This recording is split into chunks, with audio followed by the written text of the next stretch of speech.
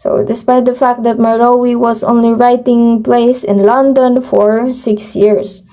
So he is one of the top 10 English playwrights of all time. So his famous works of him are The Jew of Malta, Dr. Faustus, which will be discussed also later, The Queen of Carthage, Edward II, Tamburlaine, The Massacre at Paris, etc., etc.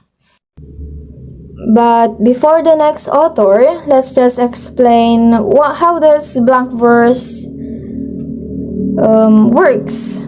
So, it's a verse without rhyme, especially that which uses iambic pentameter. So, iambic pentameter is a rhythm structured used most commonly in poetry that combines unstressed syllables and stressed syllables in group 5. So this is not actually related to our lesson, but a little fun to learn is that iambic pentameter, on my understanding, is a way to read a poetry. So as I was watching it on YouTube, you can watch some too if you want further knowledge about it or have a little research. So the verse of Shakespeare's plays was written in iambic pentameter. So pentameter means a verse line having 5 metrical feet, which kaya siya tinawag na feet kasi dinivide siya sa 5, yung 10 dinivide sa 10 syllables dinivide sa 5 at parang equals 2. So, di ba yung feet is 2. So, iambic means the pentameter lines are made up of something called iambs. So, iambs means more stress on the second of 2 syllables and often described as. So, parang ganito yung rhythm, magiging rhythm niya, yung iambic pentameter. So, this is just an example. Excuse my voice. So, the dum, rhythm. So, parang siyang heartbeat, in other words. So, for example, let's just take compare as an example because the stress is on its second syllable, which is the pair. So, di ba ang pagbasa natin as the stress is in pair, compare. And I will just quickly read the example from Shakespeare's Sonnet 18. So, it's already divided in 5 feet and it's written in pentameter. So, the stressing pattern is all iambs. So, naka-stress na din siya. So, yung mga naka-italiced, yung mga naka-bold letters are the stressed. So, I will read first as an example and you will try to read it as well. Okay, so which is just a basic pattern of iambic pentameter. It's just a basic, it's just an example. So, here we go. Shall I compare the two as summer's day? So, parang ganyan siya. But you can correct me again if I'm wrong kapag na-research nyo rin siya in more deeper information. So, let's proceed. So, the next author is Ben Jonson. Was born in year 1572 and died in year 1637. So, he's an English playwright and poet, generally regarded as the second most important English dramatist after William Shakespeare. Wow. So, a great writer of masques that involves music and dancing, singing and acting, and elaborating stage setting. So, parang pag nakikilala natin yung mga author, di ba? Parang napapatunayan na parang mas yung drama kesa sa mga sculpture or yung painting and so considered his first great play, Every Man in His Humor, which was published 1598. So these are his other works. But did you know that Shakespeare acted in one of Jonson's plays in 1616, which kung maalala nyo, which parang last play na rin siguro ni William Shakespeare, because 1616 was the year he died. Okay, so 1616 he was appointed poet laureate, which was a prestigious position with substantial pay. Si Ben Jonson daw.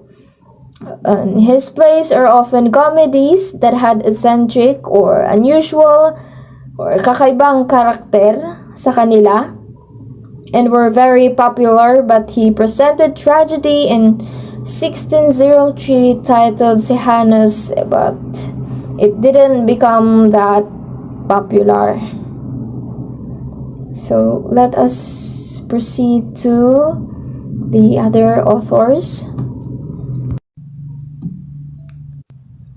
Next author is Sir Philip Sidney. Was born in 1554 to 1586. So he's an English poet, courtier, scholar, and also soldier. Wow.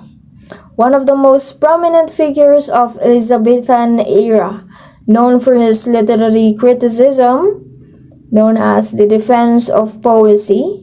Sidney's contribution to Elizabethan era are Astrophel and Stella, the first Elizabethan sonnet cycle, and Arcadia, a heroic prose romance.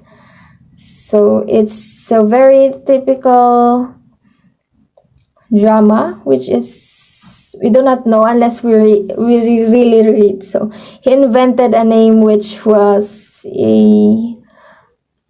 but that's an interesting information about him, because I've not researched that many about him, but he invented the name Pamela. So yung mga may kakilala dyan na Pamela, this is for them. And sabihin nyo sa kanila that Pamela means all sweetness, because pan means all, while mela is from the Latin for sweet or honey. So it's a very interesting information, useless yet very fun to learn. Proceed to next author. So the next author is Thomas Kyde, or Kyde. He was born in year 1558 and died in year 1594. So he's also an English playwright. So one of the most important figures too in Elizabethan era or drama. He influenced some Shakespeare's work, which was like Thomas wrote the Spanish tragedy, and it was considered to be the first popular play of the revenge play genre, like Shakespeare's Hamlet. So gaya ng sinabi ko kanina, Hamlet's story is also about revenge, like the quotes that we have read earlier. So these are the works of him: the Spanish tragedy, Soliman and Perseda, Don Horatio Ferrem, Arden of Faversham, Cornelia, etc. So, he is one of the most important in the development of Elizabethan drama. So here he's more focused on drama than drama. Yes. So next.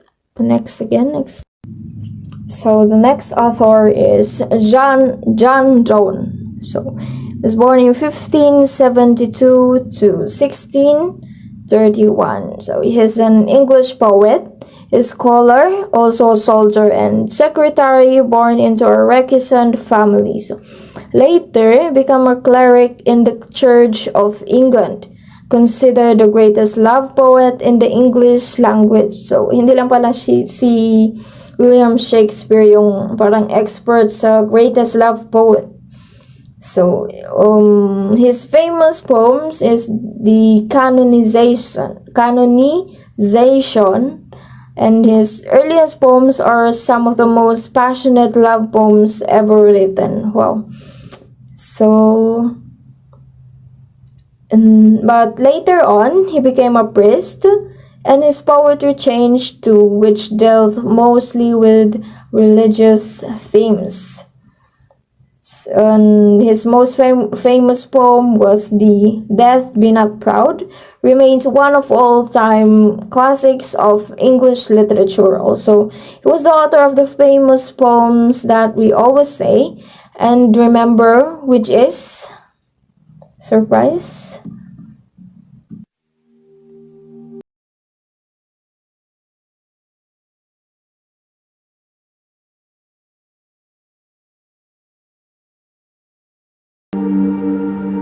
No man is an island, entire of itself.